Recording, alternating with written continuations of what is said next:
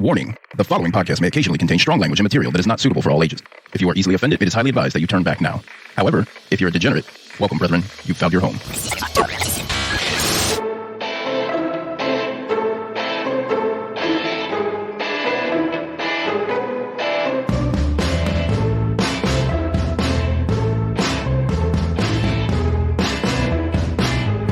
Welcome to the Crime Diner, where food, wine, and crime are always on the menu. We're a podcast that covers stories of true crime, mysteries, and all things creepy in nature. We do this within a Dinner with Friends theme. I'm Nydia. I'm Dana. And I'm Cindy. Last week on the Crime Diner, we shared the story of the very first Queen of Drag, who was a former enslaved person. That was a fun story, I'm glad you enjoyed it. It was cultivated purely for your heart. Oh, I mean, that and cannibalism, what's not to love? I want to welcome you to our church.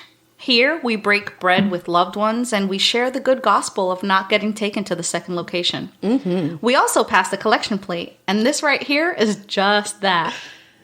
You love it when I do that. I love when you shill right off the bat, just right in the jump. We need your support so we can further our ministry. And we're looking for tithings in the form of Patreon support, and or through our Buy Me a Coffee link. We're also looking for missionaries to spread the word. The good gospel. Of the Crime Diner. It's simple, really. Just tell 3 other people about our podcast, and your saintly work here on earth is done. And now iTunes has made it even easier. I don't know if this is new, but you can share the podcast. You can send it to people, the particular episodes. Babe, you can do that on every platform, I think. Oh, really? Mm-hmm. Yeah. Yes, absolutely. It's not just the new thing on iTunes that all the kids are doing. And also, I don't think it's called iTunes anymore. Basically, if you post it to your social media, you're blessed for the entire year. That's right. The entire just a year. One-time fee. Yeah. A donation, if you will. In exchange for all that, I'm going to bless your tithing. Yeah. God, I ask that you bless the offerings we're about to receive, and may the people ignoring this plea not be harmed this week. Just this week, though. Yes. We'll let you slide one more week. Podcast. Blasphemy. From beginning to end. Yeah. All of this is blasphemous. That being said, become a patron. Let Dana sing. If you would rather sew your head to the carpet than listen to our banter, I want to remind you that we now have timestamps for your convenience. Love that. Exactly. So today's story that I'm about to tell you, that I'm about to open your ear holes and pour a little knowledge into, Perfect. involves a spoiled man-child, 2 very loving and well-meaning parents, Oh, no. a series of emails, a yellow Jeep, a foggy memory, and an axe. Oh, shit. Yes. But first, the food. Let us pray. Bless us, O patrons, for these thy gifts which we are about to receive from thy donations through Patreon every month under the power of the V podcast. Cult. It really is. Wait, what the fuck? What is it? Okay. In front of you. It looks very scary. Okay. Pork loin. Oh, I like pork loin. Gouda mashed potatoes. Oh, shut the fuck up. Oh my god. Oh my god. I need to breathe into a paper bag. Mushroom gravy. I mean, she had me at mushrooms. I love them in all forms. And a... Oh, I didn't even see the salad. And a salad which will be paired with a cranberry white balsamic dressing. Oh my goodness. Oh my god. Why? This is gourmet. Why is this the meal?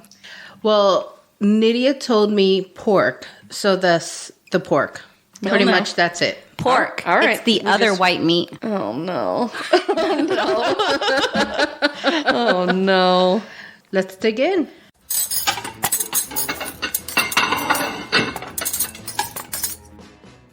That food was excellent. Yeah, there was a lot of flavor in that. Oh my God. A lot of flavor. It was a pork loin. Mm-hmm. I love a pork. I'm a meat eater. I can be 100. I'm actually looking into the carnivore diet. Oh, I think that's a good idea. It's you eat It's like only paleo. meat. Yeah.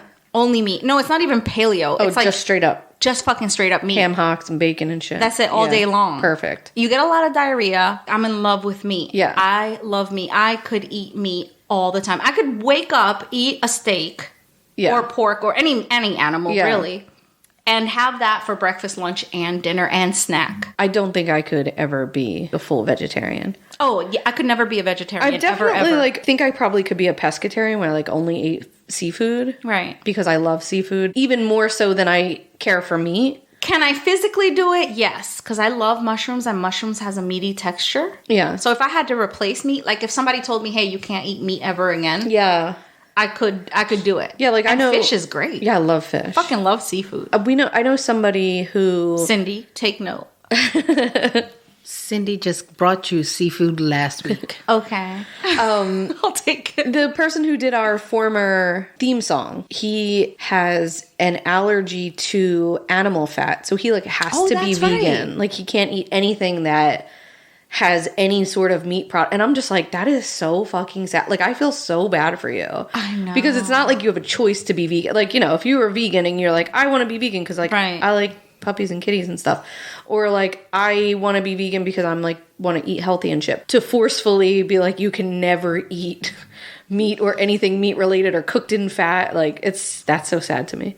I know someone that had gotten bit by a particular tick, and cannot eat any red meat. So they can do poultry and they can do seafood, but actual red meat, anything red meat will make them deathly sick. And it's the flip side of that coin with celiac disease, not being able to eat any gluten or bread. You're just oh my God, I would be so sad. Or that even would a make me peanut so allergy. sad. Yeah, peanut allergy, which I would be if I never had a peanut again or peanut butter, I'd be totally fine. Yeah, but so many of your foods have peanut oil in peanut it. oil. And, that's true. So it's, But back to the food. Yeah. The Gouda mashed potatoes. Gouda, mashed potatoes, together, blended as one, married, if you will. They were. The fucking mushroom gravy. Yeah. That was clap-worthy. Which also, so then she's and a salad. And I'm I don't care about the salad. Right, so then she says, and a salad. And we're okay, the salad is whatever. Yeah. That salad was bomb. The dressing on that salad. It's a cranberry pear white balsamic vinegar. Oh my God. It's it's sweet. It's tart. It's tangy. It really cut apart that Gouda mashed potato. The salt of the pork. The salt of the gravy. Yeah. And not even that anything was... Because Cindy doesn't really overly salt her food. Right. Not that anything even... It was just it was a bit of a heavy meal. The gravy was heavy. The mashed potatoes are heavy. The pork is not really heavy. But that salad and that tang of it really just cut it right in half. It was so good. How was that, Dana?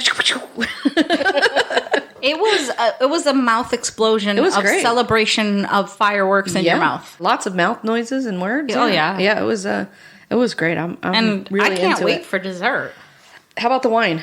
Oh, I really like this wine. I don't usually love a white wine, but I like this one a lot. I was nervous about it. What is it? I was wondering if it was going to be too sweet. It's actually not. from a winery in Lancaster, from when I went to Lancaster with Danny for vacation. It's called Waltz Vineyard Fusion from 2020. It's a... What the fuck is it? Look at you pulling the thing away from your eyes. Shut the fuck up, bitch. What are you now, 38, The words 39? are very small. It's a Chardonnay and 6% Sauvignon Blanc. That's where I like it. I like a Sauvignon Blanc. But it's only 6%. What's the other percent? Piss? Oh, wait, I'm sorry. It's 18% Chardonnay, 6% Sauvignon Blanc, and 76% Semillon? I like this wine. I don't give a fuck what's in it. Well, it's a blend. It's a blend. It's delicious. I'm here for it. It's got a so fun, rainbowy, pretty label. Cover. A cover, yeah. It's really great. I like this. Yeah, it's good. Okay. And it's called Waits. Nope. Waltz. Oh, Waltz. No, ma'am. Let me put my readers on. Yeah, if it's from Waltz Vineyard, I guess. Waltz Vineyard, and it's a Lancaster. It's delicious. So David's back at his place. Yeah. Finally. His place has been remodeled. Because he's moved in and out a bunch of times. Yeah. And, so he's back home. His room in the house looks nicer than my rooms. Okay? Like, I was like, okay, wow. So I bought him a bed. I bought him a whole bed, and it's like a tufted. It's like a tufted headboard with a tufted platform kind of thing. Nice. I ordered it, like, you have to assemble it, right? Yeah. And I ordered it off of, like, Home Depot or something, whatever. It didn't come with any screws. Right. They fucking got the screws. Yes. So he calls me, it's 11 o'clock at night, and he is upset. Yeah. He's like, where am I going to sleep tonight? On the mattress on the floor, you'll be fine.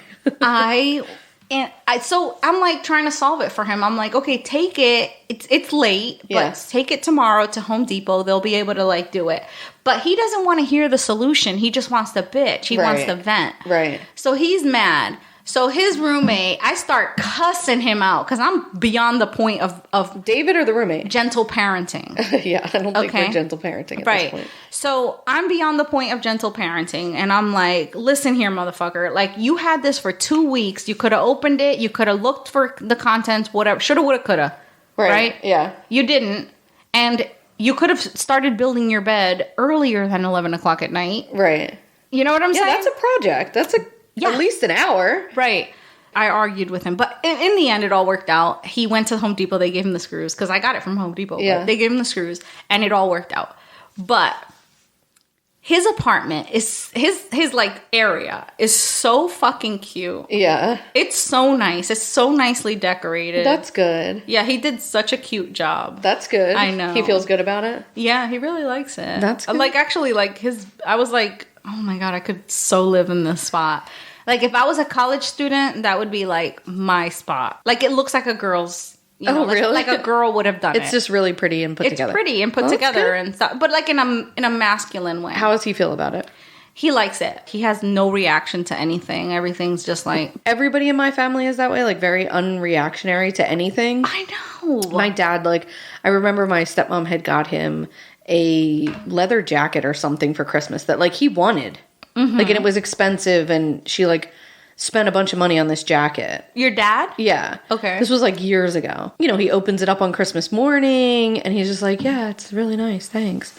And everybody was just like, dude, fucking act like you're excited. Like, but everyone is, my son is really like that. Like, they're just very like apathetic towards everything. I know. What the fuck is with the apathy? One year I got David, we were going to Disney. That was one of his many Christmas presents was Disney. Yeah. Okay. And not just Disney, but I got him tickets to like when they close the park and you get to like stay afterwards. After hours things, yeah. I got him that. And like, it was like a whole thing. Like, I got him like so many like Disney pluses, right? Yeah, right. He was just like, oh, cool. And I was like, oh my God. Like, I had it on video and everything. Yeah, you're like, you set this whole thing up like a fucking scavenger hunt and shit to like open the present. And it's just I'm like the best when people give me shit. Cool. Like, you would, I'm like, oh my God, thank you so much. We like literally give each other shit off of Amazon wish list. Like, I pick this shit out myself, and I'm like, I always wanted it. Like, they're like, I know, I bought it off your Amazon wish list. I'm like, but I'm so excited about it. I'm like, this is really the thing I wanted. That's so smart. Also, once it's bought off your Amazon wish list, doesn't it disappear? Not right away, actually. No, that's like a couple of weeks usually. That's smart. Yeah. Like, it does for everybody else, but on my end, like, I can't see that something's been bought or not. Oh, okay, okay. Oh, because I thought you would have known almost immediately, kind of like a registry. Yeah, it's sort of like that. But for whatever reason, like, when I go on my Amazon weeks before Christmas, I can't really tell if people bought stuff or not. And like, I put stuff on my Amazon wish list all year. Okay. So it's like, that's what like annoys me about the whole thing. It's like stupid shit that I'm like, yeah, I'd like that, sure. Right. You know what I mean? Right. Like, sure, I'd like to have this book that I saw that maybe I wouldn't buy for myself or whatever. Or like a decor for my house or just like whatever, you know what I mean? But I try not to look. This week I've been dealing with leaks and home improvement. Oh, we love it. Leaks and home improvement. This is the leaks and home improvement section because I had a leak in my basement that ruined the basement floor. So all that has to be pulled up. My brother had to come over and do all the plumbing in the walls and everything. My God. And this is something that I can do, but I don't feel like doing. What, So plumbing? yeah, so I got my brother to do it. Yeah. And he capped off the pipes, took out a whole fucking DIY basement bathroom that was there before I bought the house. Damn. And I knew it was going to be a problem, and it became a problem. Yeah. And it was just leaking and stuff, and there's so much mold down there. You got mold too? Mold that, like, when you walk into the basement, you start coughing right away. Damn, that sucks. Yeah. Yeah, I have been dealing with a leak for 2 weeks now and like couldn't find it. Yeah. I could not find it, and I finally found it last night. We thought we fixed it earlier in the week, and I pulled my hardwood floors up, and there was just like mold everywhere. Yeah. And I'm like, this is a fucking nightmare. But I will say this: I have to fix the ductwork under the house, and I have to fix the insulation under the house. And I'm like talking to my dad about it, and he was like walking me through the process. This is my dad. You ask him, like, where do you need to go? Right. Okay, I'm about to drop something off at his work for him. Okay, this is where I work. Just text me the address. Right. Just text me the address. Right. I'm going to put it in Google Maps or whatever. Because the technology exists. Okay, here's the address. But listen, what you're going to do is blah, blah, blah. And I'm like, Dad, it's fine. No, just listen to what I got to say. And I'm like, I'm not going to listen to this because it's not going to, I'm going to put it into Google Maps.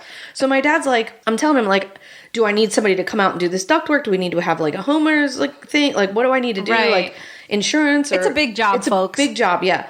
And my dad's like walking me through it. And he's like, you just need a section of the ductwork. You need to put it together and you can hang, there's these little hooks. And I had been under there already. Right. So I knew exactly what he was talking about. And I'm like, I can fucking do that, I think. Oh, look at you and your empowerment. And then he's like, I don't think you can, but go ahead. he's like telling me about the insulation. I'm like, I think I can do it. And he's like, all right. Honestly, he's like, you can do this. He's like, you can do it and you'll feel really good about it. Yeah. Now, when tearing up the floor, I was less confident in that, but it came right up. Now I'm a little concerned about putting it back together. That's the part that I'm a little worried about. I will tell you, like, pulling that floor up yesterday and like doing the work myself and like now I know how to turn the water off at the street. Yeah. I know how to, do all these things that I've learned over the last couple of weeks with dealing with this. And I'm like, I feel really good about it. You can do hard things. That's my motto. You can do hard things. And you can do things that you thought were complex and skilled labor. You can do them. Yeah. But the question is, do you want to? Right. It's sort of like in the works that I'm probably going to buy this house. So I am sort of like, I'm a little invested in it at this point. Yeah. So I'm like, I want to get under there. This is your house. This is your baby. This is your house. I feel good about it. Yeah. But I feel good for you. Yeah, I feel interested in. And if it was summer, I'd be right here helping you. I really would. I would. If I had the time, I would help you. Well, I called my friend's husband, who's Jack of He's more help. Yeah. He's like been a contractor for years and years. So I was FaceTiming with him yesterday, and he was like sort of walking me through which first of all, I want to cut off my right hand before I ask anyone for help. Oh me especially too. Like one of my friend's husbands. Like it's like it kills me, but like I trust him and know like whatever. So I called him, and he's like, yeah, actually, like you just have to cut this and this because I have to fix the little line to the fridge because there's like this little pinhole leak. All of this damage is from a pinhole leak in a tiny water line going to my fridge. It's so small. Right. And it is like destroying my life. But he's like, no, it's a $20 piece of thing. You know, the fittings and then this. And I'm like, I think I could fucking do this. And he's like, man, you can do this. You can. So I feel good about that. I feel cool about that. There you go. You can do hard things. You can do hard things. But in this day and age, if you didn't TikTok it, did it really happen? That's true. I should be recording what's happening here because it's a fucking mess. Every time that I do a home improvement thing, I get all these people saying, hey, can you come over and do that at my house? And I'm like, no, motherfucker, I hate you. I hope you lose your eyes. I fucking want to punch you in your throat. Because I did not enjoy that. Yeah, that was not fun for me. Out of necessity. Yeah. I digress. Yeah. I got a sweet tooth. Yes, me too. And also, I'm starting to get a little drunk. Oh, perfect. Let's have dessert. Is that coffee cake? It is a New York crumb cake. Oh, shit balls. I thought that was like an apple crumble. No apple crumble. It is a New York crumb cake. Oh, well, like listen. she said. I mean, all right, let's dig in. Like I said, New York cheesecake. Nydia told me New York cheesecake. I couldn't do that. I've done it. Yeah. I've done cheesecake a ton. Yeah. So the other recipe that kept popping up for New York was a New York crumb cake, like multiple times. So that's why I made this. I bet you it's a coffee cake. I bet you it's just like a coffee cake. It looks like it. It looks beautiful. Dig in.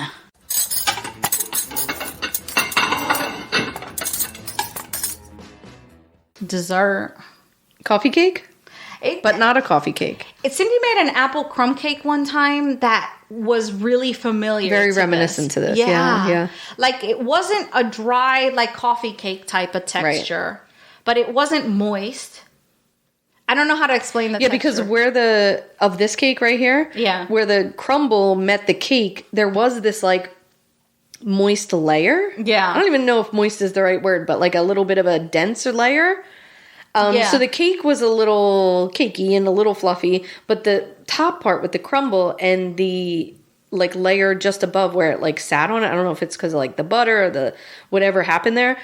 I could have taken a bath in that crumble. Like it was so good. I fucking love crumbles. I had the biggest fucking piece too. I had a corner piece because I'm an idiot. Because I like all the crumbles. No, I don't like all that crust. Oh, I do. It was really, really crunchy and crumbly and delicious. And the cake was a little dense though. The cake was a bit dense.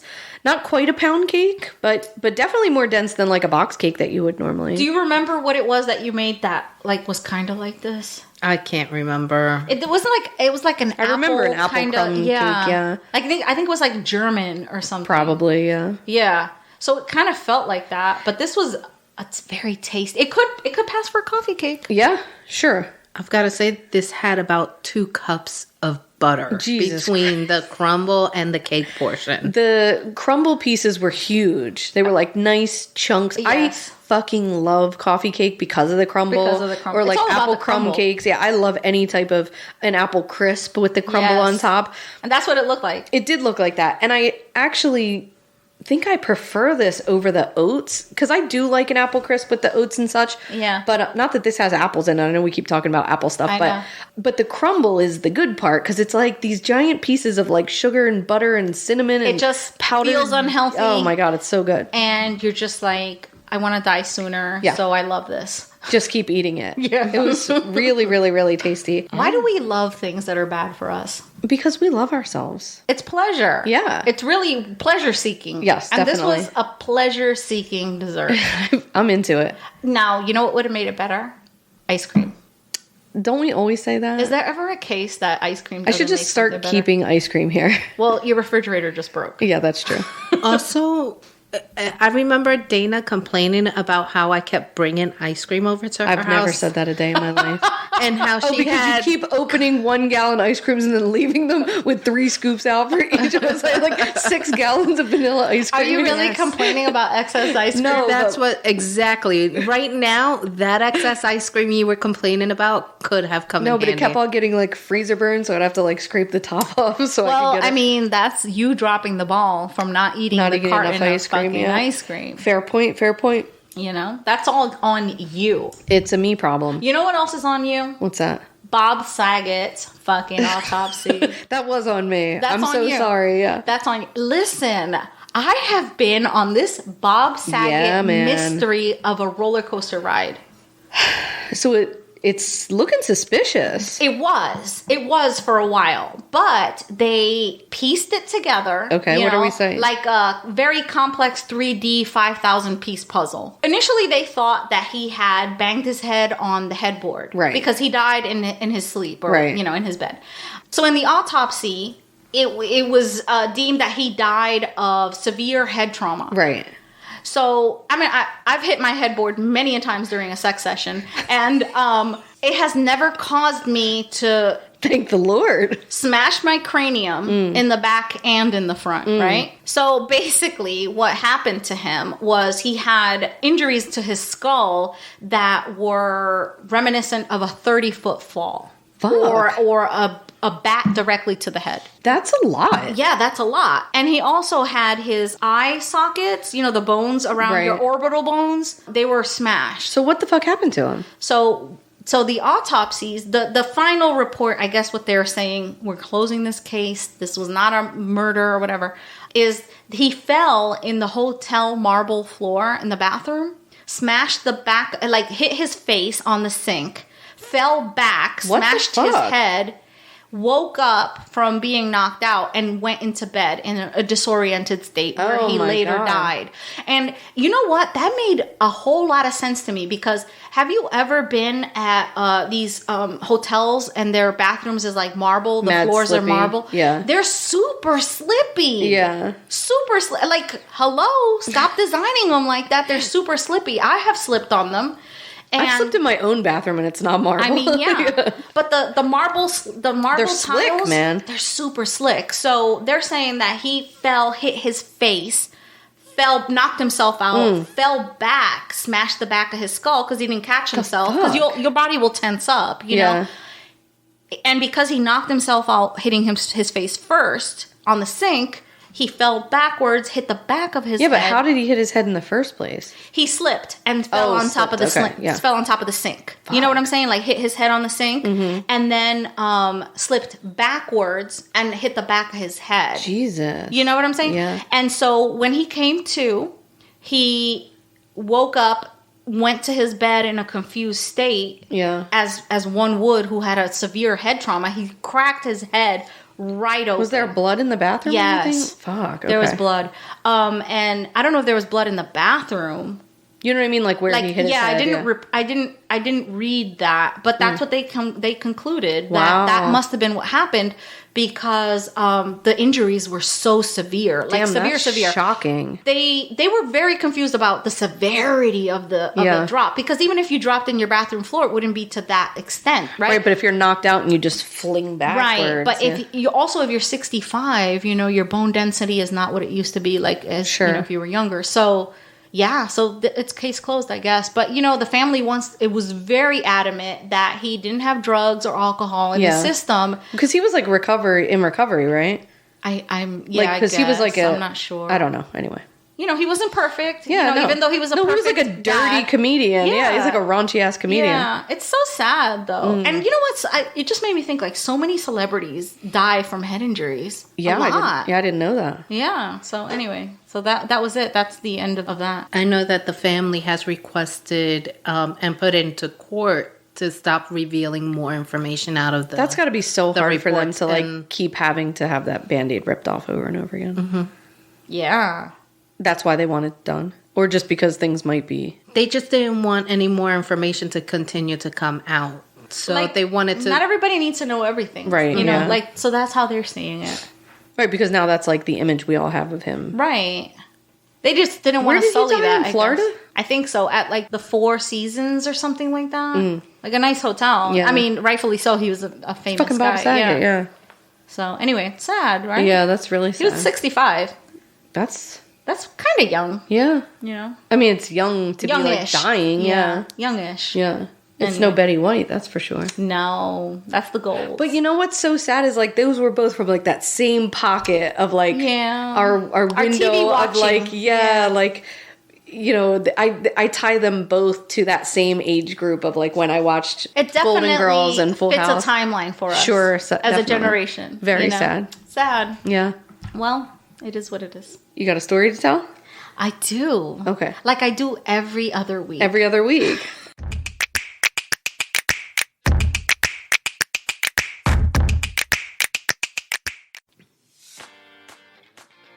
Hey there, Rainbow Warriors. I'm CJ, host of Beyond the Rainbow, True Crimes of the LGBT. My episodes focus on crimes committed by and against the LGBTQ community. I've covered cases you probably have heard of, such as Matthew Shepard, Brandon Tina, and the Orlando Pulse nightclub massacre, as well as some lesser-known cases like the murder of Ray Hainish, the Australian gay beat murders, and the suspicious disappearance of Lisa Lynn Stone. I cover cases brought to me by listeners like Penny Brummer, who I believe was wrongfully convicted, taboo cases such as lesbian corrective rape and murder in South Africa, and Pray the Gay Away camps. I discuss gay serial killers, women who pretend to be men to hook up with other women, and trans murders. I'm opinionated and uncensored. I know I'm not everyone's cup of tea, but surely I'm someone's shot at tequila. No matter what your gender or orientation in life might be, Please join me as I tackle rainbow crimes in search of unicorn justice. Remember, it's not a crime to be gay, unless you're a murderer.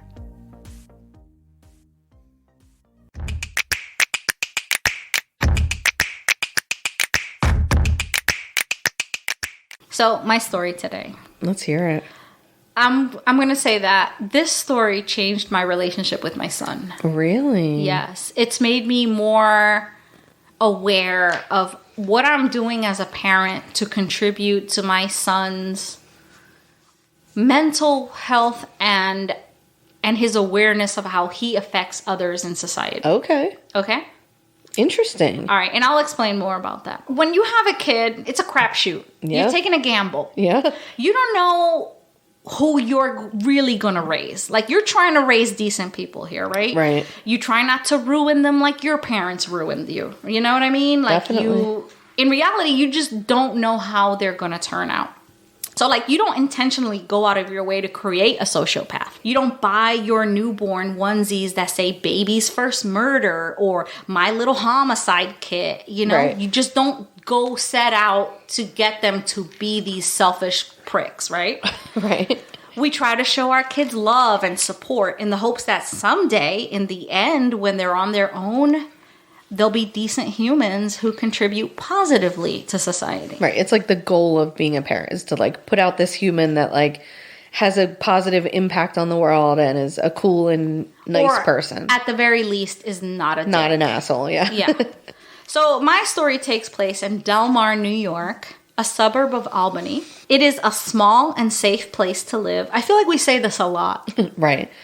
In It was fact, a sleepy town. it was a sleepy town with cobblestones and white picket fence. Yes. Yeah, all that jazz. Yeah.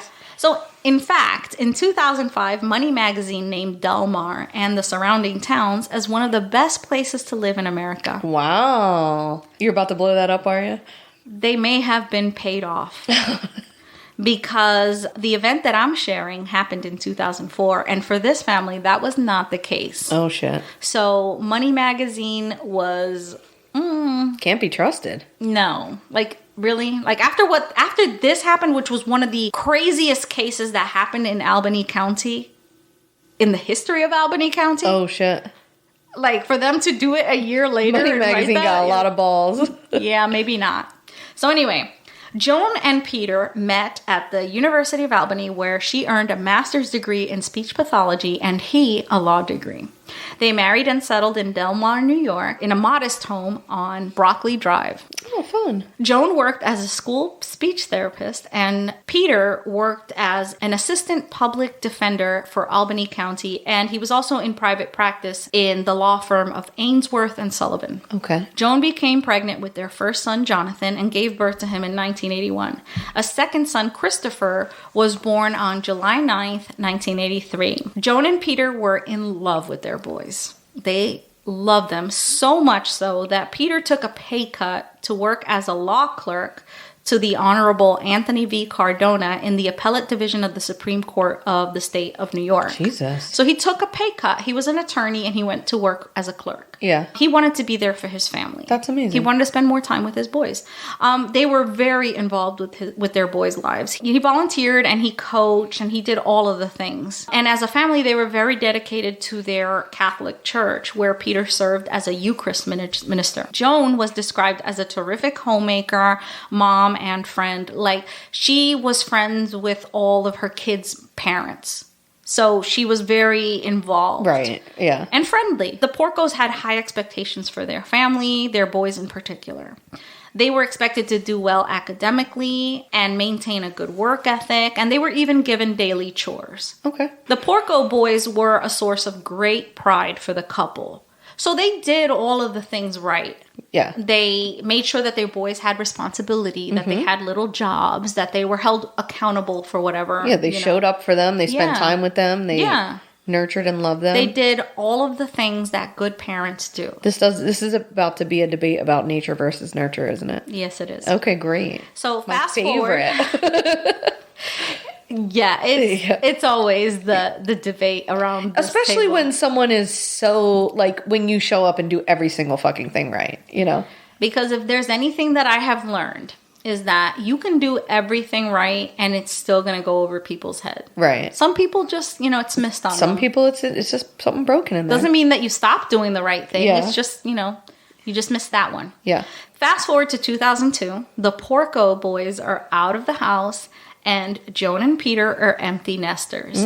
Jonathan and Christopher are not close. They are polar opposites, but Joan and Peter love their boys as individuals and support them wholeheartedly. Jonathan is now an electrical engineer in the Navy stationed in South Carolina. Why? That's a smarty pants smart thing. Yeah. Okay. Yeah, he was a good kid, overachiever. Okay. Tall, lanky Christopher is now attending the University of Rochester, some 230 miles from home. He's an economics major. Christopher is in a fraternity at school and also on the swim team. He has a girlfriend and lots of friends. Christopher is the great guy who buys everyone drinks at the bar. He works for a vet's office during the summer, even though he's a trust fund baby with over $2 million in the bank. Why? Or so he tells everyone with 2 thumbs and 2 ears. Okay. All right. I'm like, what the fuck?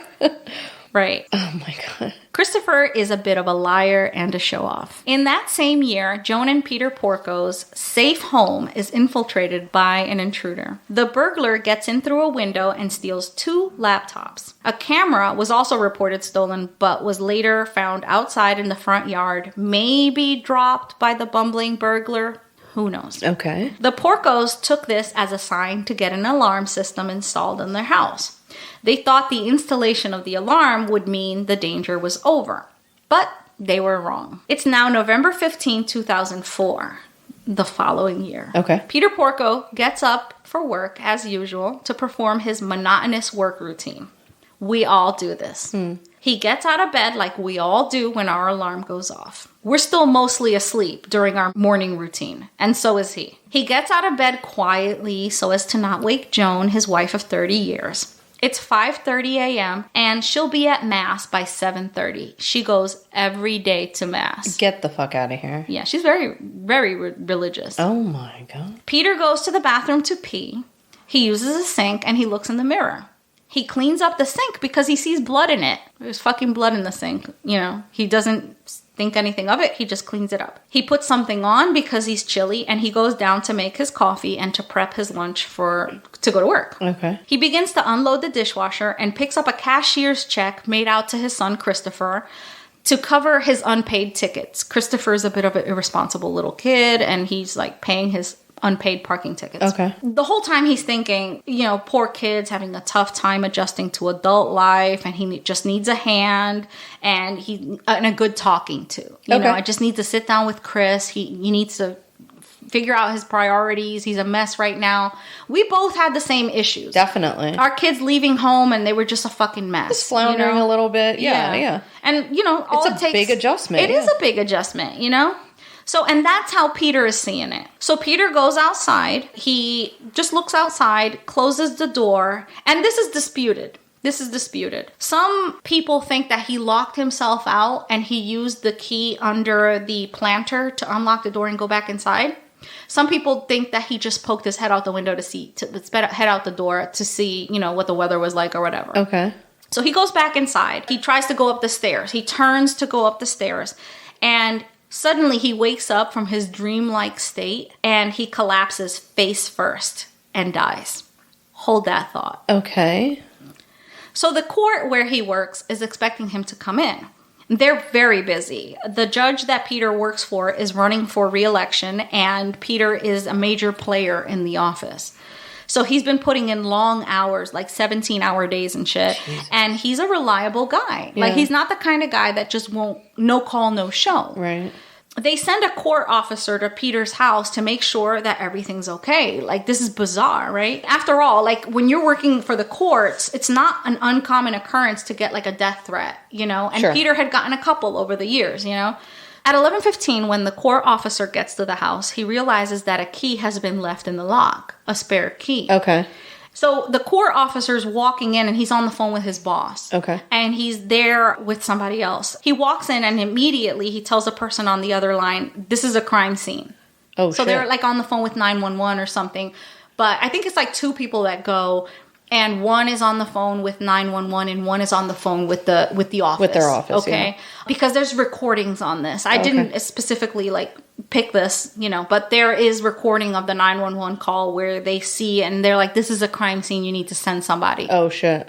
He doesn't have to check the pulse to know that Peter is dead because Peter's head is a pulpy mess. What the fuck? So somebody attacked him in the middle of the night while he was in bed. And they left him there for dead. He hears the alarm and he wakes up like any normal day. What happened was the axe destroyed the part of his brain where he's making logical conclusions and left intact the part of his brain where he's just automated. Like he's just like on autopilot doing the Yes. thing he normally does every day? So it's like a zombie. What the fuck? He was like in a zombie state. He's looking at himself in the mirror, but really he shouldn't be able to see himself because his head has been hacked 16 times with an axe. Oh my God. So his body is just like walking automated. He unloaded the dishwasher.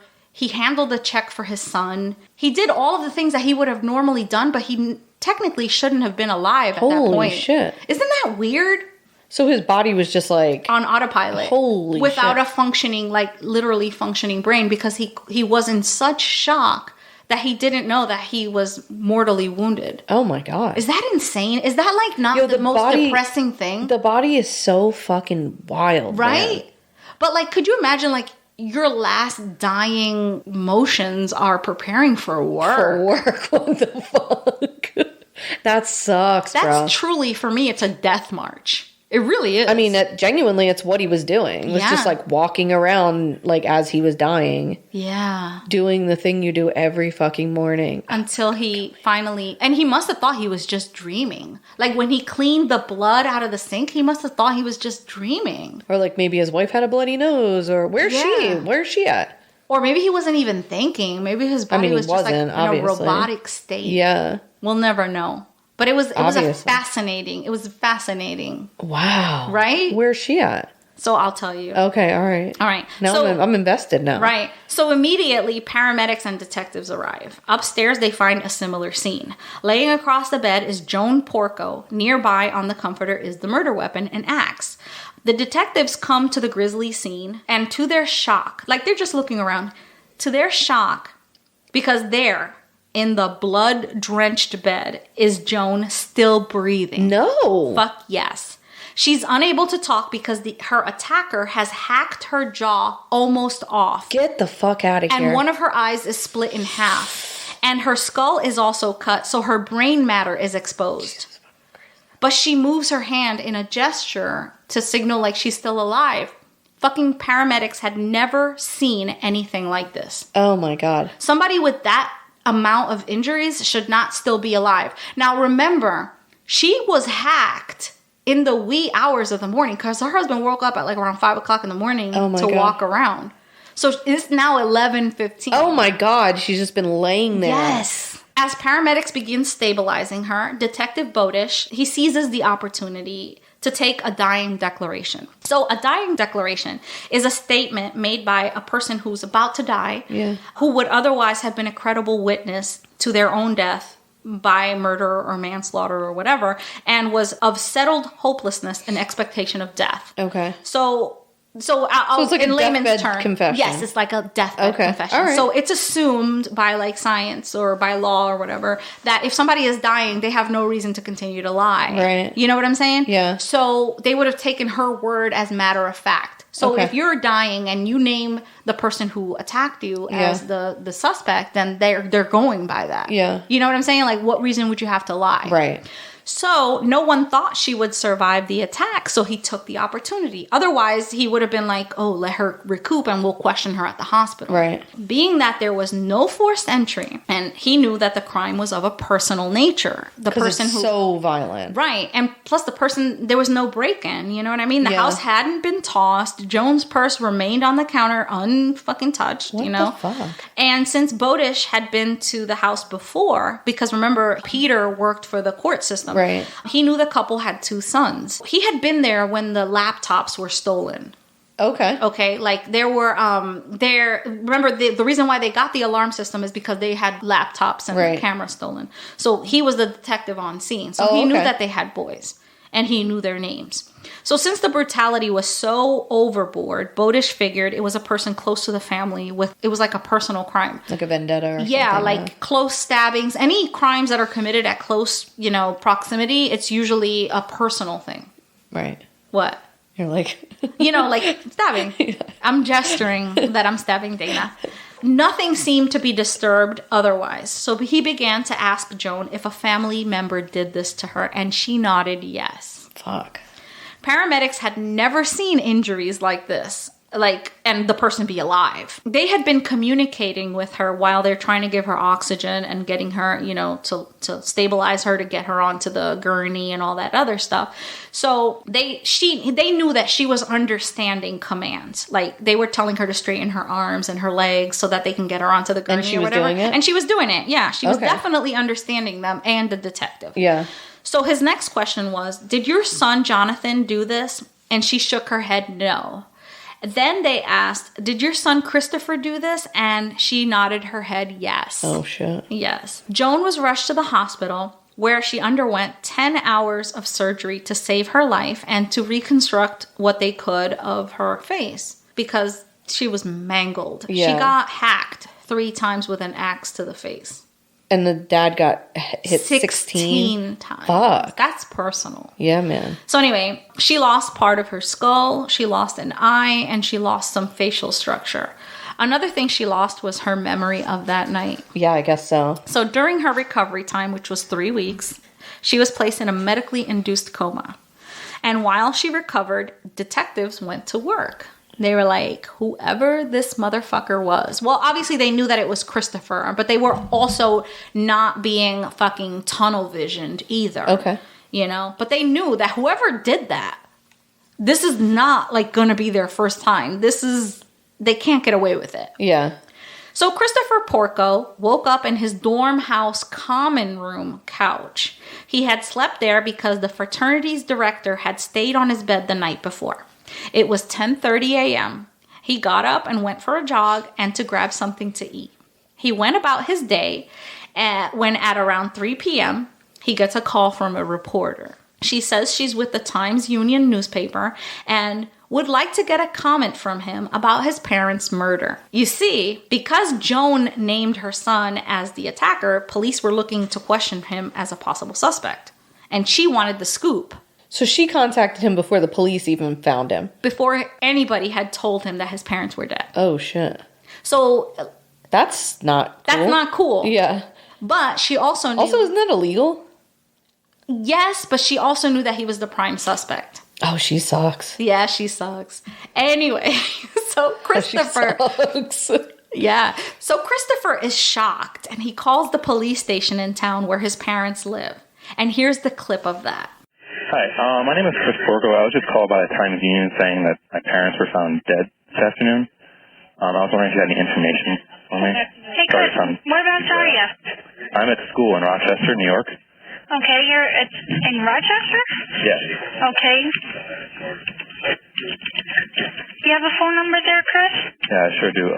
585-274. Okay, are you in a dorm there? Yes, I am. Okay. Do you have a dorm name or? It's called Monroe. Okay. Is there a room number there? Okay. And you're hearing from the Times-Union? Yeah, they called me and said my parents were found, I guess, dead. I don't know. They didn't say how or anything. Okay. I'm going to try and find you somebody you can talk to. I'm not quite sure who's in the office, but let me try and find you somebody who may have some more information for you. Thank you very just much. Hang on the line for me, okay? Thank you. Chris? Yes. Okay, one of my detectives is out on the road right now, Detective Rudolph. We're going to have him call you back momentarily, okay? Thank you very much. Let me just confirm your phone number, 585? Yes. 274? Yes. That's correct. Okay, you'll be expecting a call from Detective Rudolph. He's going to give you a call right back, okay? Thank you very much. Bye-bye. Bye. I mean, okay. The thing I hate most in the whole entire world, it's the bane of my existence. It's nails on the chalkboard. I fucking hate it when people play devil's advocate. The only thing I could say in his defense is that, like, maybe he's like, this can't be true. This reporter is wrong. let me just, before I freak out, maybe I'm an apathetic guy. Mm-hmm. So before I freak the fuck out that my parents maybe died, and I'm just going to call and check. But aside from that, I don't love it. Did the cops call or just the reporter? Just the reporter. So did the cops ever inform him? Yeah. Before this? Uh-huh. Before he calls or no? No, this was his call. Is how he finds out. Yeah. Okay, that's what I mean. Like, yeah. So if it's a reporter called, I'm gonna be like, me personally, I'm gonna be like, what the fuck are you talking about? I need more information. Yeah. I'm gonna get off of this phone. I'm calling my parents. Right. I wouldn't even be calling. Yeah, I would have called my parents first. I would have called my parents first. Right. Does he call the parents? Do we know? No. He doesn't call the parents. He emails them. Oh, I don't love that. There's going to be a lot of things that you don't love. Immediately, I would call my parents' house or their cell phones or whatever. You know, what year is it? 2004? You know, I would immediately call their house and be like, what's going on? Call my brother. In all fairness, have you ever lost somebody suddenly like that? Not like that, no. No. Actually, that's not true. A very good friend of mine died in a car accident when I was 18. And she was the first person I called. And I left a message on her voicemail that I wake up in the middle of the night now, 20 years later. I could cry just thinking about it. You could cry just thinking about it. And it's been how many years? 20 years. He had absolutely no feelings. I mean, like, I think about, like, she died in a really tragic car accident, and, like, I called and was like, hey, man, like, people are saying you died in a car accident. Like, what the fuck, dude? Call me back and make sure that's not... And, like, I still, like, think about that. And, like, I'm just like, God, I hope her mom never heard that voicemail. When I heard the whole commotion with my dad in the back of the ambulance with my mom in the front, and I was on the phone... I was very much in denial. I was gardening when this was happening. Yeah. And I was just like, something's happening, like it was very, but when the doctor told me that he died, my knees involuntarily buckled from under me. And I'm not the type of person to feel that. I know you very well. Yeah. Yeah. And it was something that was out of my control. Right. Like I could not have made my knees not buckle. Right. You know what I'm saying? Right. So I guess to my point in hit for him is like that initial, like, let me check on this before I freak the fuck out. Right. I sort of understand that. And like, let me call the police station and, figure out if this is, but I would have probably made 5 phone calls before I called the cops. Right. To my parents, to my brother, to their best friend, something, before my thought would have been, let me call the police station and see what's happening, you know, but maybe I'm just not a Well, when you hear person. More. Okay. When you hear more, then maybe it'll change your mind because everybody reacts to things differently. Definitely. And I get that. Yeah. I get that. But when you piece all of those, when you piece a non-reaction together with a lot of other things, then you're like, oh, he didn't have it in him. To act the part. Okay. You know what I'm saying? Yeah. All right. So the officer he speaks to confirms the report and says that he will meet him at the hospital because his mother has survived the attack. So Christopher's uncle goes to pick him up from school and takes him to the hospital. As his mother is undergoing surgery, the detectives question Christopher because she did name him as the assailant, So remember, she fingered him as the freaking killer. So of course they have to question him. And at first they questioned him for like fucking 6 hours, right? And it wasn't until a little whiles in that they're saying, well, listen, Christopher, she says that you were the one responsible for this. And he's like, you're lying. And they're like, bro, I wish we were. Yeah. I wish we were. I'm not. I would not dare to lie to you about this. You would be a victim. You're his relative, her relative. I wouldn't lie to you unless I had something. Yeah. You know what I'm saying? And so they're trying to get a confession out of him, and they do the usual grilling, and they checked him for defensive wounds. What defensive wounds? They were fucking sleeping. But with the axe attack, you'd have to hit one and then the other. You know what I mean? Like you're playing fucking whack-a-mole. True. You know what I'm saying? To keep the other one from attacking you while you're killing the one. Because it's not like quiet. Right. It's not quiet. It's fucking hella violent, right? Yeah. So they're looking for defensive wounds. They even tried to persuade him to take a polygraph. And he remained emotionless. Throughout this whole thing, he's just fucking deadpan. Yeah. At that time, all the detectives had was an eyewitness account from someone who had just been the victim of a vicious attack. Yeah. I mean, and it happened in the middle of the night. Like, that's all they had. Yeah. Is her saying he did it. So you said that he was polygraphed. I'm assuming that He wasn't. he wasn't. Yeah. Okay. He refused. The clues at the crime scene were all circumstantial. All they knew was that at 2:14 a.m., the attacker used the family's secret code to deactivate the security system. Yeah. And then at 5 a.m., the attacker cut the telephone line. So this gave the investigators a timeline of about 3 hours. That's a long time. Yeah. That's a long time to be in the house. Yeah. So during their investigation, detectives discovered that Chris was no angel. Mm-hmm. You got it? Chris Angel? Oh, Jesus Christ. Never mind. Never mind. Whatever. So not only was he a liar, he was also a little fucking scam artist. Oh, shit. They learned that Christopher was a failing student who spent too much of his time in college drinking and wasting his parents' money. He received disciplinary action from the school because he burned a couch near campus. Fuck. Fucking set a couch on fire. Which, how many among us haven't set a couch on fire? Or at the very least haven't had the desire to set a couch on fire. You know, when I heard of that, I was like, I You're could like, have and? said it. Yeah. Also, I'm looking at Dana, and I have a feeling that For sure. she set a couch on fire at the many of bonfires that she has attended throughout the years. Dana has in her resume at least one couch fire. I will not confirm or deny any of these accusations. She's doing the paparazzi thing. She's hiding with sunglasses, and she's like, I'm not talking to the press. So he was kicked out of the University of Rochester for poor grades, and he had to attend Hudson Valley Community College, where he fared no better. Right. He was just a fucking dumbass. But he was back at Rochester the night of the murder. Yes. Okay. So he did like a little stint. He was kicked out of Rochester for failing grades, and he did like a little stint at the community college to get his grades up to get back into the college. Okay. So his parents found out that he wasn't doing well at the community college in 2004 while they were on vacation in England, and they saw his interim reports and they saw that he was failing there too. So when he stopped picking up the phone for his parents, which he did a lot, he would just not answer their calls. Fucking jerk. They started emailing him. So his mother sent him an email titled, "Failing grades? You did it again."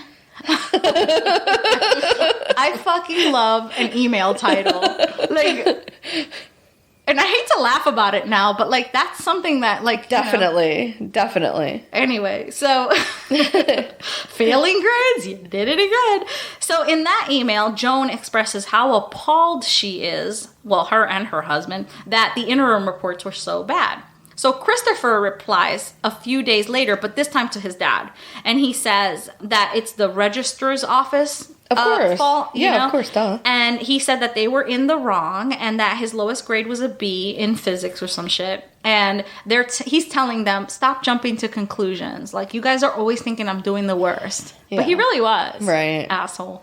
Anyway. Just a little gaslighter. Fucking little gaslighter. Yeah. That's exactly what he was doing. I would have told his ass to jump into the employment pool because I'm hella done paying for your fucking Definitely, school. yeah. Yup, I would have been like, I ain't paying for shit anymore. But that's just me. Yeah. You know, and I'm not a gentle parenter. No shit.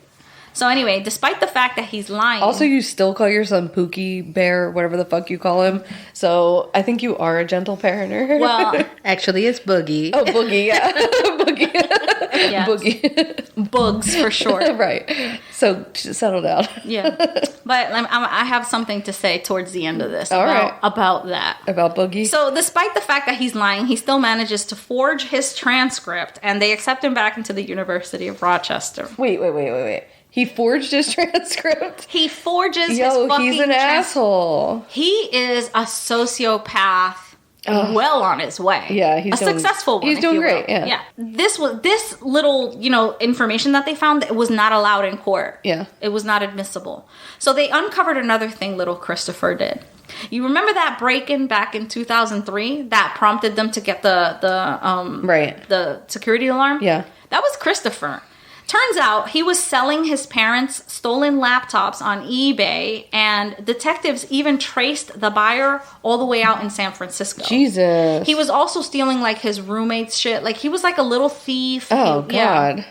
So Christopher had been scamming money from people on eBay under his and his brother's name. So he would sell things and never ship them out or return the money. So eBay banned their accounts. Oh, like, he would tell people, oh, my brother died. I know my brother sold you a laptop, but he died and there's no way to ship it. Fuck. So this was a mere month before the attack on his parents. So he was just, like, escalating all on his own. You know, like, they'd start stealing and, you know, the whole... Yeah, an escalation into how bad the crimes are, Because he keeps getting away with shit, so he's just like, what's the worst and that it seems can happen? like really rapid. That He's it's empowered. Like, yeah. He's like rapidly but we hear this a lot. Yeah. Yeah, and he's probably been getting away with shit since he was so young, you know, like that we don't even know about. Yeah, he's the baby. And yeah. I'm sure he's getting away with everything. It turned out that his employer at the veterinary office where he worked was also burglarized during the time that he worked there. Some of the items that were taken from the veterinary office were found in a safe that he kept in his parents' basement. Jesus. But hold on to that. Okay. Because even though that evidence was found, you'll see. Okay. Boy, this is a golden child. Yeah. All right. So, okay, Christopher was a liar and he was a thief, but what was the motive for murder? Right? Like, where do you go from being a thief and a little bit of a liar, right, to wanting to kill your parents? Why would you want to do that? Life insurance. Well, girl, you've been here before. It turns out that there were starting to be some problems between Christopher and his parents over money. When Christopher returned to the university after the little stint in community college, he told his parents that the school had kicked him out for poor grades, but that it wasn't his fault. Again, it wasn't his fault. Of course, how could bad grades be your fault? I mean, that makes no sense. He says he had a professor at the University of Rochester who had lost one of his final exams, and that's why he failed. Right. I mean, fucking logical, makes right? perfect sense, yeah. And he claimed that since it wasn't his fault, the school would be paying the semester's costs. Oh, okay. Instead of just finding the paper and giving him the grade he deserved? Right. They're just going to give him his money back? They're going to cover this semester because we owe you. When have you ever heard of a college saying, yeah, we're going to, our bad. Yeah, my bad. Yeah, fuck that. The college would have been like, you're welcome, we got you back. Yeah. Also, they don't do that shit. Yeah. You know what I'm saying? Yeah. So this, of course, was bullshit. So instead, what he did was he took out a loan with his father as co-signer behind his father's back. Oh, shit. So here's what I don't understand. And there's a lot of cases where people cross the line into killing when they're uncovered in this, like... Yeah, they're backed up into the wall. Right? Yeah. So essentially that's what he's doing because he can't stand for people to see his lies for what they are. Right. You know, when he disappoints his parents by getting kicked out of college and all that other stuff, he makes up for it. Like, see, it wasn't my fault. Right. You know? And not only was it my fault, but I'm going to elaborate that lie and say that the college is covering this $30,000 tuition that I have. His parents are like, oh, okay, we're sorry. You're a great guy. Right. We were wrong. We're so sorry we judged you. We didn't believe you. But he still has the problem of he has to make that payment. Right. So he goes behind his father's back, takes out a loan for the tuition. Right? His father's completely unaware. He's under the impression that the school is indeed paying for it. You want to believe the best in your children. So the amount was $31,000. Yeah. So he used this money to pay tuition. And he also says, I need myself a new car. So he buys... He buys a brand spanking new banana yellow Jeep Wrangler. Fuck, that's $30K right there. Well, I don't know about 2002. It has a $330 a month payment and custom wheels. Fuck. You know, gotta get them wheels. Gotta get them good rims. Problem is, Christopher has no job. Right. So this presents a problem for his parents who don't know that he has taken out $31,000 in student loans. What is he thinking? And I believe the Jeep was like $16,500. Fuck. So he has taken out all this money in his parents' name. Well, in his father's name. Father doesn't know. He's full on manic at this point. This is a very bad situation. Yeah, it kind of sounds like a psychiatric break in his child's life, right? No bueno. No. Very bad. And of course, his parents are completely unaware that this is happening until they are. So they find out. Yeah. Okay. First, his father finds out that Christopher had obtained a loan for the semester of college. Oh my God. So remember, they thought that the school was going to cover the semester. Right. So he calls the school. The school's like, the fuck? Yeah. No, bro. You're on the hook for that. Definitely not doing that. Yeah, no, we expect our money like yesterday. Yeah. So he confronts Christopher in an email because Christopher is not answering his This call. is so bad. Yeah. This is so bad. So Peter writes, did you forge my signature as cosigner? What the hell are you doing? You should have called me to discuss it. I'm calling Citibank this morning to find out what you've done, and I'm going to tell them that I'm not to be on it as cosigner. The very next day, Peter finds out that Christopher has also gotten financing for the Jeep. Oh my God. Again, using him as a cosigner. Peter again writes his son an email saying, I want you to know that if you abuse my credit again, I will be forced to file forgery affidavits in order to disclaim my liability, and that applies to the Citibank college loan. If you attempt to reactivate it or use my credit to obtain any other loan. So he's basically saying, not only will I get that Jeep off of my account, but also the college loan. Yeah. I will refuse to pay for college anymore. Then, in true fucking loving dad fashion, he ends the email with, we may be disappointed in you, but your mother and I still love you and we care about your future. Oh my God. Fucking clutched my chest and heart. And this kid was like, axe to the head. Yeah. They fucking just loved too hard. Oh my God. God damn it. What And his solution was like, all right, I'm gonna fucking axe I'm going to you. axe your head open. Holy shit. How fucking crazy is that? Because how do you go, like, read an email where your dad is like, I'm disappointed. I'm not mad at you, but I still love you. I still love you. I'm just disappointed. Which is the worst thing you could ever hear from your parent. It's like, I'm not mad, I'm disappointed. You're like, kill me, please. And then your solution is to kill them. Instead of being like, man, I fucked up. Also, he's like, we still love you. Right. Like, you know? We forgive you. It's over. It's fine. Stop doing what you're doing. Stop this. And you know what? Like, there's people that would be like, oh, well, you know, you're too easy on your kids, blah, blah, blah. No, man. They were fucking excellent parents. Yeah. There's just no way to circumvent that monster that they had. It was just like, maybe he was he's dropped. broken. Something wrong with him. Yeah. Oh, so sad. Oh. So anyway, but it gets worse. Oh, good. Yeah. So, this apparently fell on Chris's deaf ears, or in this case, blind eyes, because he's reading an email. Yeah. He continues to lie to his fellow students about how wealthy his family was. He even tells his ex-girlfriend that he was talking to a real estate agent about possibly buying property in the Outer Banks. Yeah. You're a college student. Sit down. I mean, it was so important for him to portray himself as better than his peers. Like, he would tell them. It's so bizarre because it's not like he's coming from poverty. He's not. Or some sort of like situation that he should be embarrassed by, or that, you know, not that he should be embarrassed by, but that some kids would be embarrassed by. And he it's was like, coming from an upper middle class. yeah, like, what's your fucking problem, dude? No, he was telling everybody he had beachfront property homes and like he had maids and he was a trust fund. Go away. Baby. Get out of here.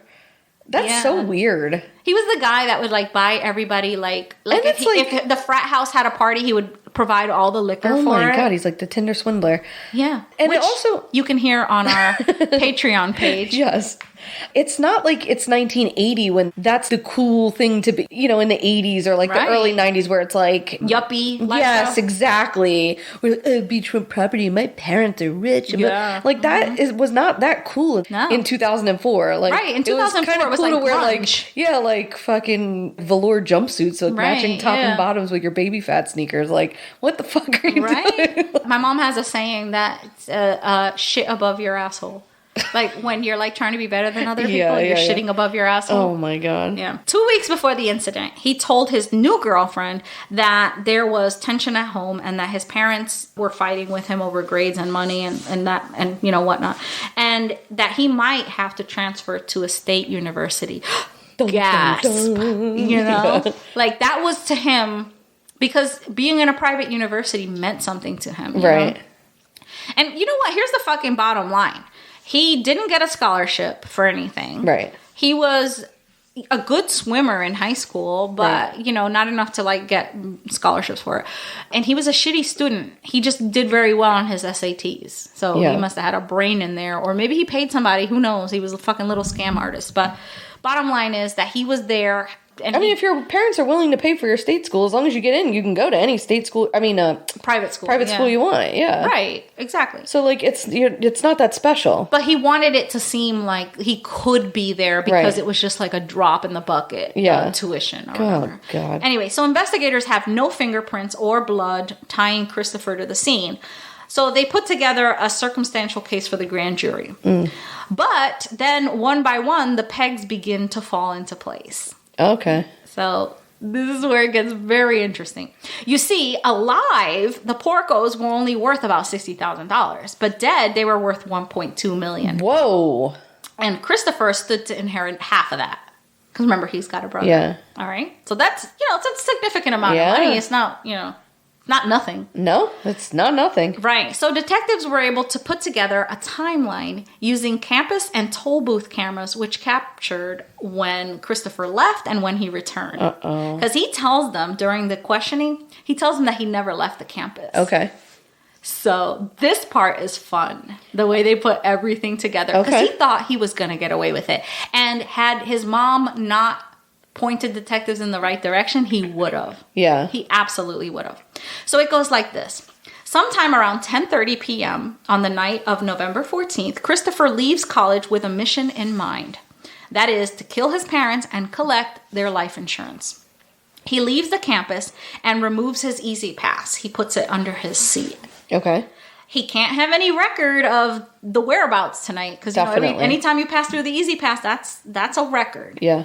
So he's like, I'll just deal with the toll collectors. Yeah. How are they going to remember me? Right. At 10:36, he is captured on surveillance camera at an off-campus medical center, like their surveillance, like he's seen passing the street. Okay. So he's driving east. At 10:45, he enters the New York State Thruway. At 1:51 a.m., another toll booth spots him. He pulls into their driveway and he grabs the key from under the planter, the spare key. So he's at home. Yeah. He unlocks the door and gets greeted by the family dog. They have a dog. She's 11 years old. Okay. He goes into the kitchen, disables the alarm, because remember, when you walk into the house, you only have 30 seconds to disable the alarm. So it's now 2:14 a.m. Okay. They know this because the computer in the basement is recording when it's disabled. Sure. He puts in the code and he goes into the garage to grab an axe. He pets the dog, gives the dog a treat, and places the dog in the basement. Okay. He's like, good boy, nothing to see here. Right. All right. And it's his boy. It's his boy. It's his boy. Yeah. If he's 11, they've had that dog since he was a boy. Yeah. So he goes up the stairs to do the deed. First, he swings the axe at his father's head. Next is his mom, who was startled by the attack and sees it's her baby, Christopher. He continues to hack at his parents. His mom, Joan, gets 3 hacks to the head. His father, Peter, gets 16. Think about the movement of an axe. Yeah. Yeah. That gets stuck. You have to move. You have to unwedge it. You have 16 fucking times. Right. So he's mad at Peter for uncovering his lies. It's fucking clear. He drops the axe right on top of the comforter. He leaves his parents presumably dead in their brand new bed. They had just bought it. The place is a bloodbath. The fucking room. I mean, just the movement of the axe. Yeah, on the ceiling, on the floor. So Christopher hangs out a little bit to clean up. The summer job at the vet's office really came in clutch. They had trained him to clean up after animal surgeries. So he knows a thing or two about cleaning up these messy, bloody areas. So under the sink, there's bags and gloves. Those come in super handy. He makes sure to smash the alarm in the kitchen to make it look like the person just smashed the alarm and shut it off like that. But he wasn't accounting for the computer in the basement. Right. So got to make it look like a break-in though, right? So he goes out to the phone line and cuts it for good measure. That's at around 5 o'clock in the morning. After the fact. Right. He's thinking, stupid cops. They'll think this is a pro. They're cutting the phone lines. This was an assassination, whatever. Right. So he gets in his Jeep and he drives home at breakneck speeds. Like he's speeding. because he needs to make it so the timeline doesn't make any sense. Right, you know, yeah. he needs to be seen in Rochester, Right. Where it wouldn't have been enough time for him to be there and back. Where it would have been like, okay, yeah, that kind of doesn't make sense, right? Yeah. So he's thinking, how does crying look? Right. Fuck, I don't know. I have to practice. I don't know how crying looks. I can't even pretend to cry. Yeah. So at 5:12 a.m., he's back on the New York State Thruway. He enters. That's the first toll that he takes. Okay. They capture him on. At 8:30, he's back on the off-campus medical center camera heading in the direction of the campus. So he gets back to the dorm and he crashes on the couch in the common area. He makes sure to get up around 10:30 and he goes for a jog so that he's seen by witnesses. He grabs a bite to eat and he even goes to the library to study. This may have been the first time he goes to the library to study. Right. Got to be seen as by as many people as possible, you know. So he emails his dad a response to the email that went ignored before. He writes his girlfriend via instant messenger. He tells her his stomach felt queasy. And I'm like, yeah, I bet it does, so. asshole. You just fucking hacked your parents. Oh my God. So anyway, he tells her he hasn't been able to reach his parents all morning and that he is so worried. At 2:15, his girlfriend tells him that her sister drove past their house, their street, and that something terrible has happened on his street because the whole area is cordoned off by police. Shit. About 30 minutes later, that reporter from Times Union calls him and tells him his parents are dead. So, of course, Christopher denies this whole timeline of events, and he has an answer for everything. After all, everything that they have is circumstantial until all of his frat boys, when questioned, did not have his back. Yeah, I guess not. He's probably a dick. I mean, he's got to be a dick. Of course, they're all just like, yeah, no, he was not here. Right. Also, if like somebody that you know is implicated with taking an axe to their parents, you're like, yeah, they weren't here. Yeah. And also, I can see that dickhead doing that. Yeah, right, exactly. You know, so they all emphatically answered that he was not with them on the night in question. When detectives questioned when detectives questioned toll booth collectors, they remembered the generic white boy driving the not so generic bright yellow Jeep with the deluxe special order tires at neck breaking reckless speeds. They were like, yeah, we saw a fucking crazy ass Jeep driving towards the toll booths. We were scared. Yeah, you're like, that's the kind of asshole that smashes through the toll booth. Yeah. Also, there was fucking toll booth camera footage. Right. They placed him at the first toll booth at around 10:45 p.m. on November 14th. The second one places him shortly after 2 a.m. on November 15th. Now, the second toll was right near their exit to the parents' house, 9 miles away. Okay. What the fuck were you doing 9 miles away if you're saying you never left the campus? No plates were seen on camera, but all of the decals all matched and a particular mud stain on the Jeep, which is as good as fingerprints. Yeah. Because you know what? How many Jeeps are going to have a mud stain and stickers in the exact location as yours? Right, yeah. Also, have you seen a picture from the toll booth? I mean, it might as well be fucking taken with a zoom lens camera. Like, oh, yeah. The best Canon camera that you ever, fucking professional camera ever. Like, you can see the fucking fillings in the back of my teeth, how clear that fucking picture is. Yeah, they're getting their 55 cents. Yeah, they definitely are. Yeah. So then there was the neighbor who saw the Jeep in the driveway as he was heading to work around 4 a.m. So he saw the fucking yellow, bright ass Jeep. Dude, yeah. So campus cameras capture him returning to the school at 8:30 a.m. on November 15th. This was more than enough evidence to indict him. But there was a snag in the case. Okay. So while police are gathering evidence for these 3 weeks, Joan is in a coma. When she wakes up and sees her baby Christopher by her side, all of a sudden she has no memory about what happened. Yeah. She begins to dispute the fact that she did finger her son in the murder. She begins to stand for his defense, and she says she has no understanding, that she had at the time, no understanding of what the detectives were throwing at her that day because her injuries were so severe. Right. So she was like, I wasn't understanding what you were saying. I was severely injured. How would I know? Right. You know? Which stands to reason, right? It's fair. Yeah. She says the police need to leave Christopher alone and focus on the real killer. So slowly, the defense begins to take apart the timeline. First, they explained Christopher was merely moving his car to an off-campus parking area. But I'm like, motherfucker, all the way 3.5 hours away? Right, and how'd you get back?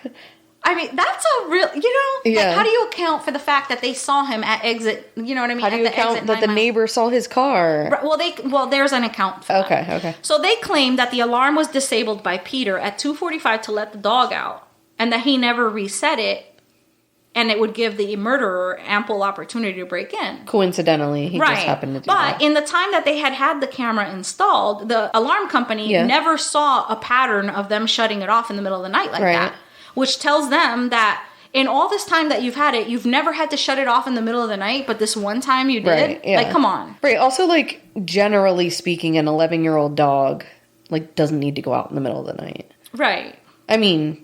But that's what the defense is saying, that happened. I mean, of course it happens, I'm sure. But, like, if it's not a pattern that, like, every night in the middle of the night your dog wakes up. But that could be reasonable doubt. Sure, definitely. Okay. Sure. So then they tried to say that the killer could have been a hitman sent out in retaliation for Peter's mob uncle. He was like I'm going to explain. So 2 years prior to the attack, Peter's uncle, Frank Porco, who just so happened to be the captain of the Bonanno crime family in New York. What the fuck? He was picked up for racketeering and loan sharking. And he was in his 70s and he was jailed. So the defense tried to say that someone connected to Frank Porco, the mob guy, was retaliating because he snitched to get a leaner sentence. Because he only served 2 years in jail in federal prison. That feels like a reach for sure. So they were saying, but it ended up being fruitless because it turned out that Frank Porco didn't, rat to, he took his charge. He took his charge and he never cooperated with police. So the grand jury decides they have enough to go to trial. As Chris Porco leaves court, he's asked how he feels and he responds to the reporters that he is so ready to go to trial that he wishes he could do it tomorrow because this little asshole thinks he's going to get away with it. And he has a fucking face that makes you want to stand on his neck. Okay? I hate the douchiest little fucking face. Yeah. So anyway, at this point, Christopher has the backing of his mother and most of his family. I was going to say, what's his brother think? Including his brother. Okay. But I'm going to tell you something about his brother. Okay. All right. Even the vet that he worked for, that knows that he stole from them, is fucking backing him. They let him live with them. Oh, shit. And even though he stole from them, and even though he fucking put an axe to his mother's face, they were able to raise his bail money of $250,000. Wow. Yeah. So he walks out on bail until his trial. During this time that he's out on bail, while they're preparing for the trial, they even throw Christopher a birthday party. During the trial, many witnesses are brought up. His brother testifies in, fine, Mom, I'll do this for you. But only for you. Yeah. Because I hate him. And I think he really did it. So he does. So he testifies for him. And he never fucking once glances in his brother's direction. Wow. It's like the coldest thing. It's so cold, in fact, that it sways the jury. Really? It does. That's interesting. That's interesting, yeah. His girlfriend testifies. And she never fucking glances in his direction. What the fuck? Yeah. So Christopher pulls his glasses off in an attempt to wipe tears in a fake act of emotion. It's so fucking fake. Yeah. This dude can't fake it if $1 million was on the line. And it was. And it really was. Yeah. Yeah. A youth minister who went to the hospital the day of the attacks to provide Christopher some support, should his mother died, he lost his both parents, you know. He tells about Christopher's inability to show emotion after the events. He said his lack of emotion completely creeped him out. And that's coming from a fucking youth minister. Yeah. He's creeped out. Yeah. The youth minister. He's probably seen all kinds of crazy shit. And he's fucking tons of creepy out. kids, yeah. Also, I was always creeped out at church, so. Yeah. Yeah. Even colleagues of Peter took the stand to say that prior to the attacks, Peter had mentioned to them that his son had become a sociopath. So Peter was starting to see a lot of these sociopathic tendencies in his son. I wonder if that's why he was so aggressively, attacking his father. He knew that he was seeing through his facade better than anybody was. Yeah. But you and I both have young sons And they have some little sociopathic behavior. They do You're like, do some weird "Fuck, shit. Are you a fucking sociopath? You little asshole." So on December 12th, 2006, Porco was sentenced to 50 years to life for second-degree murder and attempted murder. Shit. Christopher showed no emotion whatsoever. No, of course not. Almost like he has a bowl of hot shit where his heart should be. I hate you so much. Even the judge is like, fuck this dude. So at sentencing, the judge says, "I fear very much what happened in the early morning hours of November 15 is something that could happen again." Yeah. And I am like, slow clap for that fucking judge. Because you know what, Chris Porco? Fuck all the way For real. off. Christopher is incarcerated at Clinton Correctional Facility. He has used up all of his appeals. Still. And he won't be eligible for parole until 2052. Wow. Yeah, so he's in there like swimwear. Wow. Because he's like my age. Like, it sounds like he was in college right around when I would have been. He was born in 83. Yeah. Oh, that's... You know, and here's a fucking fucked up that's thing. the year I was born. He's a Cancer. Yeah, Aren't cancers I thought of supposed that. to be sensitive? They're very sensitive. What the fuck? I wonder what his, like, moon sign was. I don't know. Scorpio. Fuck you both. The serial killer sign? Actually, negative. That's not true. Yeah, so, like, Jesus, that puts him to, like he'll be old. 60, 70 years old. Holy He'll be shit. old. Yeah. Oh, my God. So, And here's is his the mom fucking- still alive? She supports him 100%. Right, okay, She thinks okay. he's innocent. But the brother doesn't.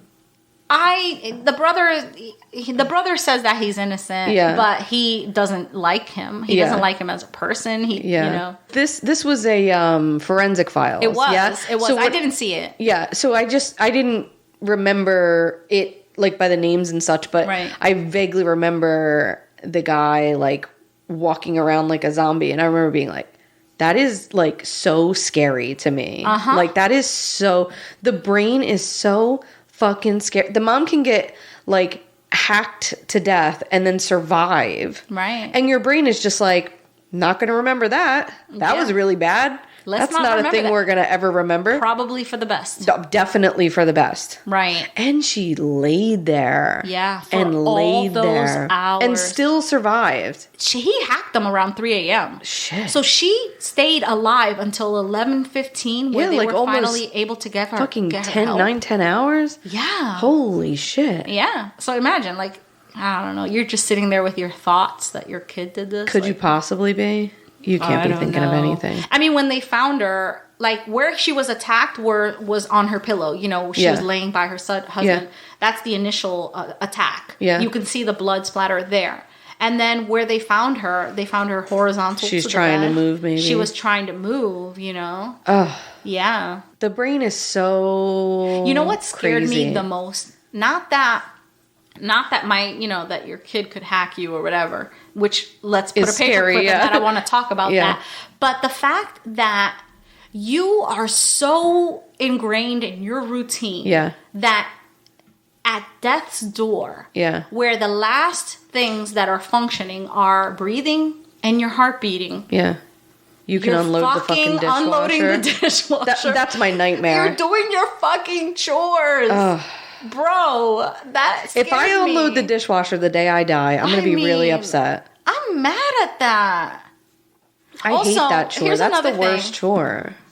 When I started reading this, I was like, ooh, my kid. Not that he's a bad guy. I'm not saying he's a bad guy. Yeah. But I was just like, ooh, I gotta fucking back off because I don't want to make life too easy for him so where he thinks like, you know. Right. Not that he's a sociopath. Maybe a Jesus bit late Christ. for your kid. No, but he's not a sociopath. No, he's a nice kid. He's a nice kid, and he Yeah. like, you know what? Like I knew he had empathy. You Yeah. know, because you're like, holy shit, this is like a weird kid.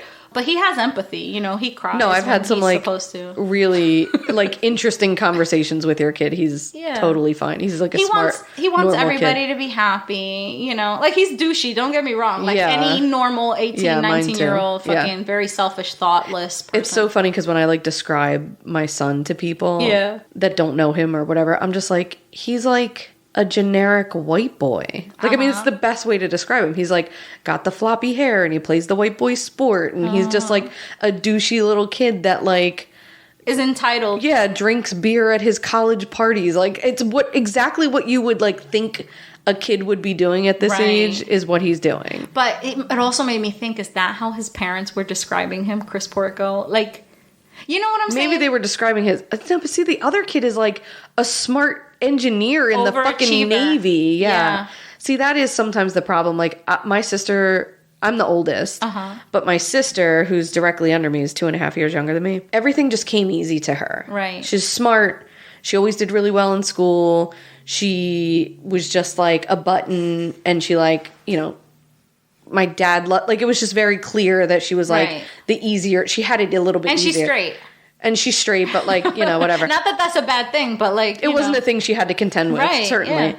It did, you know, there was, even if like people didn't put the comparison on us, which they did, definitely. You know, I was always the bad sister. I was always the ornery one or the naughty one or the whatever. The one that got into trouble. She's Sandy and you're Rizzo. Yes, exactly. It does put a little bit of contention on the one that's not the good guy. That's not the good one. Like, it does make you be like, well, if I'm already the naughty one, then I might as well be the naughty one, you know, or whatever. So especially, I don't know how it is for the younger sibling, but like, I guess to have like an older sibling that's like always overachieving and whatever, it's got to be difficult. It was certainly difficult for my younger sibling to do it. So I can imagine like having to follow in those footsteps must not be easy as well. Yeah, but I mean... A lot of people do that. Oh, don't hack into their parents. Please, it's not even close to an excuse, you know? I'm just trying to, like, get to, like, his headspace or, like, you know, how the parents maybe viewed him. There was some resentment because in the interviews that you know, some of the stuff that I read, he, you know, he felt his brother was just, like, always perfect. Sure. He said he always had to try to get good grades. And that's how me and my sister were. For his exactly. brother. Also, maybe it wasn't easy for his brother. Maybe his brother just studied and actually put in the work, He put in the work. But he didn't want to put in the work. Yeah. And that makes a difference. Yeah. Yeah. But I mean, these parents, they could not have been better parents. I mean, my God, he quit his highfalutin job so that he can, like, be a coach and shit. It's like, come on, bro. Yeah. Like, you know how many kids would beg to have a dad show up for them like that? Like, dude, the last thing he handled was a check to pay his son's unpaid parking tickets. Right. Come on. You know? Right. This breaks my heart. Ugh. It's so fucking sad. The fact of the matter is they can see all of that because of all the blood evidence, like, he just, of him like, walking around the house. Yeah. So was there a key in the doorknob or wasn't there? So the defense says that it wasn't Christopher because he didn't use the spare key, that the intruder broke in through like a window or something. I don't know. So there was a question, but it's neither here nor there. It doesn't matter how Christopher got in. It was Christopher because of the alarm. Right. You know, like also, he probably has a house key.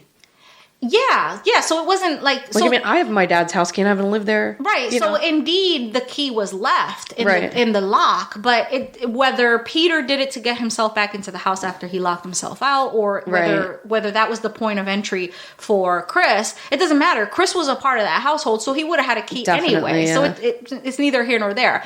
Now, they're saying, the defense was saying that Peter put the key in the door. The prosecution was saying that the intruder, Christopher, used it and then forgot that it was there. Right. It doesn't matter. Yeah, it doesn't matter. Somebody got in, and the biggest point was that they knew the code to disable the alarm. Right. You know, they couldn't use Christopher's fingerprints either. You know, right, because he just lives there. Because he lives there. Yeah. So it would have been, you know... His fingerprints are all over the place. Yeah. And so that wouldn't have excluded him as guilty or not guilty anyway. But on the axe, there were no fingerprints. But there were, when they came to the house, when they found right under the sink was a box of gloves and a box of bags, which may be in every household. But Christopher certainly could have used them. Right. So he comes in, he goes in the garage, gets the axe, puts gloves on. feeds the dog a treat. The good blah, blah, girl blah. just stays in the basement. Would he have hacked the dog too? Who knows? No, but the dog definitely would have protected the parents if he was attacking them. Definitely. But the dog would have been confused. Yeah, but like even when you like play fight in front of your dogs, don't they like jump on you and like whatever? So of course, whoever put the dog in the basement is going to know. But and that why was would the his dog? buddy? Why would the dog know? But why would an intruder? Like, why would the dog go into the basement for an intruder? It would have barked, right? I don't know. Because the most damning evidence, though, like, even if all of that is sort of circumstantial, you know, like, you can sort of argue away the code, but not really. You can sort of argue away the key, but not really.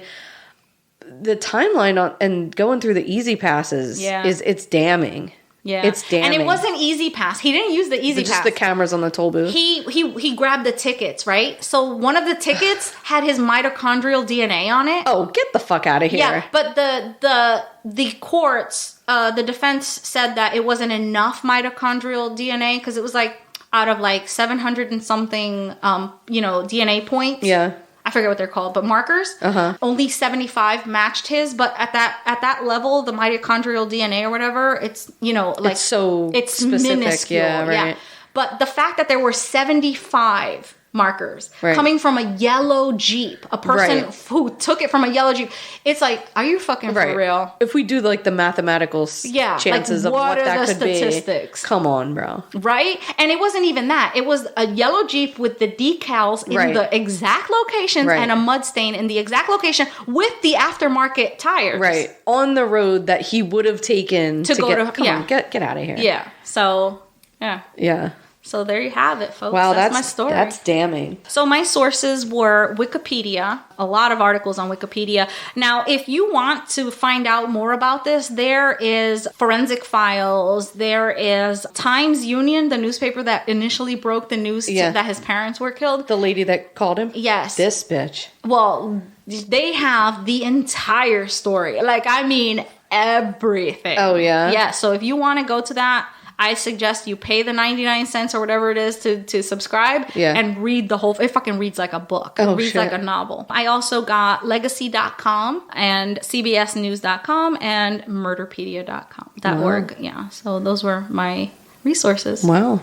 Yeah.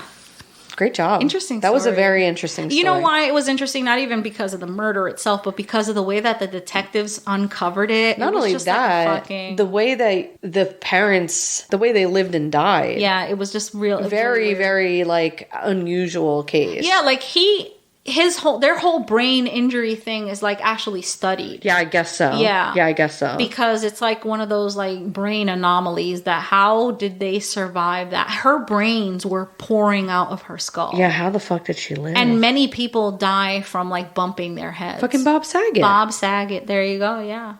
So, and she had injuries that you were like, how is she still alive? As a matter of fact, when the detective saw that she was still breathing, because he was just like, oh, this is bad, right? And he's like just looking around the room and he sees her move. He's like fucking taken aback. He's like, what?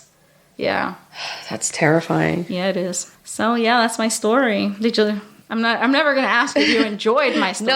but I thought that was very interesting. Very interesting, yeah. Yeah. So if you, the listener, made it all the way to this portion of the show, I want to apologize because there is a fine line between my storytelling and a hostage situation. That's so true. I want to remind you that we have past episodes. We are now how many episodes into this new format? Yeah. But we have 100 episodes when we were Wine, Dine, and Storytime, so you can go back and binge on those. And remember that there are ways that you can support us so that this remains on the air for you. Yeah, and you cannot get hexed if you support us. I will hex you. I'm not beyond that. That's right. I am going to resort to that. She has a pentagram on her shirt today. I really do. This is what is this? Metallica. Slayer. No, Slayer. I'm wearing a Slayer t-shirt. This is actually like very old. I can tell, yeah. Yeah, it's super soft. I know, I love those old tees. It's like super vintage. Yeah. So anyway, support us or get jinxed. That's right. And you can support us for free. That's right. You just have to share this with 3 people. That's all. You know the instructions. Come on. That's right. Follow the rules. The chain letter will be sent out. That's right. So subscribe and review. That's all I can tell you. But good reviews only because you will get hexed. Yeah. Either way, you're going to get hexed. We're on a mission to heck some of you, so you've been warned. Oh my God, that's so mean. So you can connect with us on Facebook, Twitter, Instagram, TikTok. Where else the hell are we? All those places. That's all of those. Email, whatever you want. Call us on the phone. Fucking do the Googles and find us. Yeah. I don't know. Yeah. Whatever you gotta do. We would love to hear if you have suggestions on cases that you want us to cover. Hey, you can message me privately. Yeah. all ears, all fucking ears. And I really need them because I'm running out of ideas. So we'll see you back here next week. And remember, don't get taken to that second location. Be good or be good at hiding a body. Bye-bye. Are you okay? Jesus Christ. Fucking loud. You're disgusting and I hate you both.